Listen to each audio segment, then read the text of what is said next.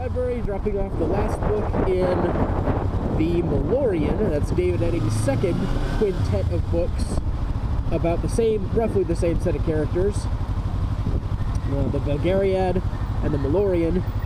And I really enjoyed reading both series. It's been a lot of fun. I had read the Belgariad when I was a teenager and haven't read it since, so it's been a long time, and I didn't know whether I could remember enough of it, and I don't think I ever read the Malorian, so it was good to finally get those back under my belt, or get under my belt if I'd never read them before. What I do wish is that I had done it a little faster. It took me months, but I've been really busy and I've had a lot of other stuff going on that's kind of eaten into my time to read. And things like sewing projects, which are profitable and worth doing, and they just suck up so many hours.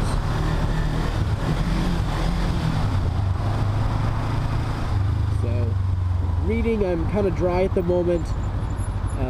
Between series, I have nothing else that I'm going to pick up because I have so much more sewing that I'm going to be doing. Once I started, I didn't want to stop. I didn't want to get partway through a series and then put it down and be like, oh, well, now I can't remember anything. Guess I better start it over.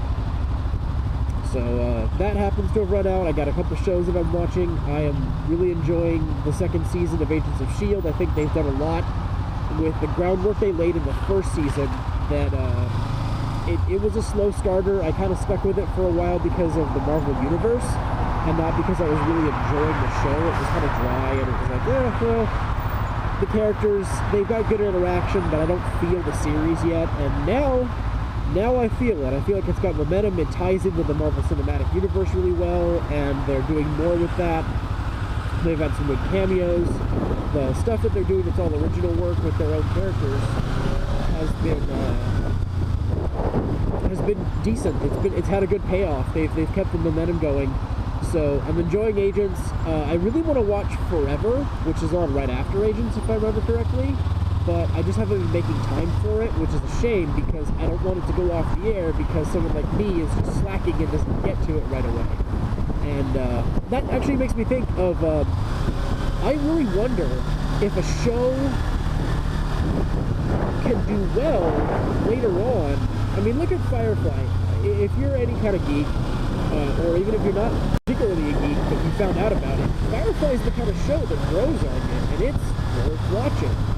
But a lot of people didn't know that at the time that it was on. They didn't find that out until years after the fact that the fandom's only grown.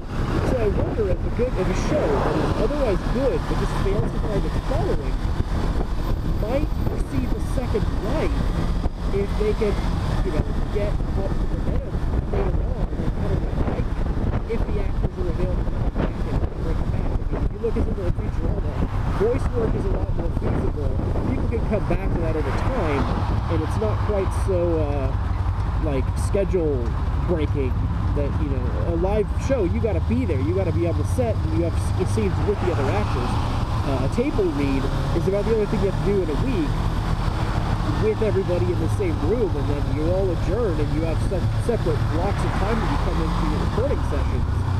So, voice acting is easier, but I'm just wondering if a show can pick back up and gain a following later on after it's already been released and end up becoming worth its investment, and if that means people would not cancel shows like Almost Human, which I thought was brilliant.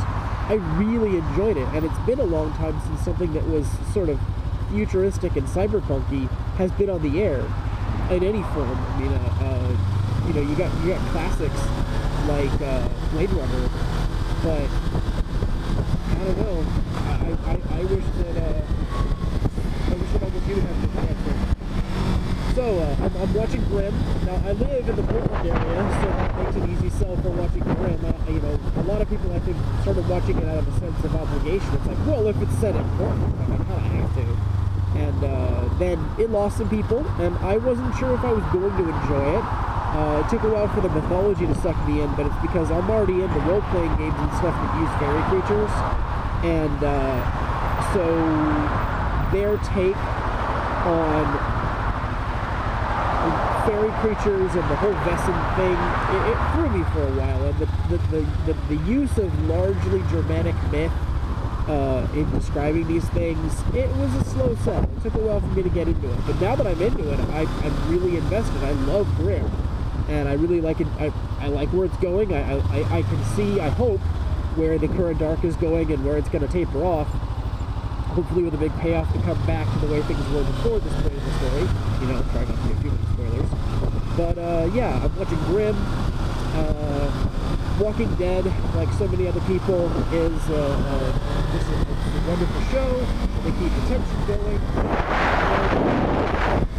My wife and I are on Breaking Bad, and we're like 50 episodes in. I think we're finally holding in at the end of the series.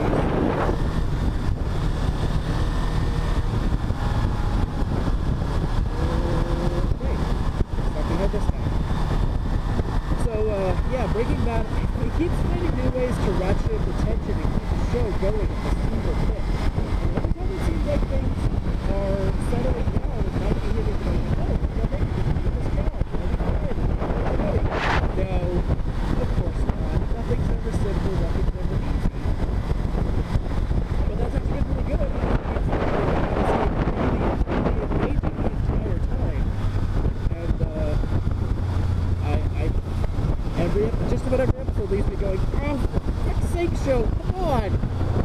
You can't keep doing this to me! Alright, put on the next one. That's definitely good. And then,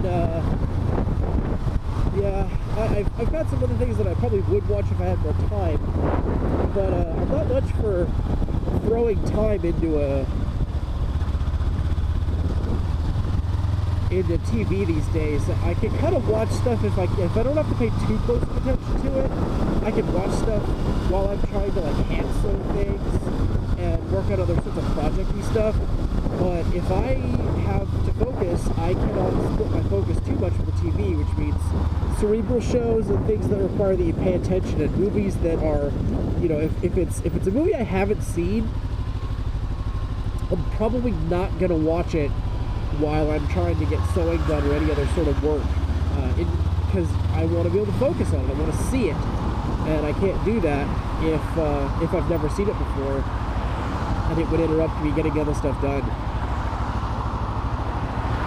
I am almost in the library. I think I've talked enough. Either the microphone works or it doesn't work, and I'm just going to have to live with it. Either I've got good video and you'll be seeing some of this stuff and I'll just trim it up, make it pretty, or I don't.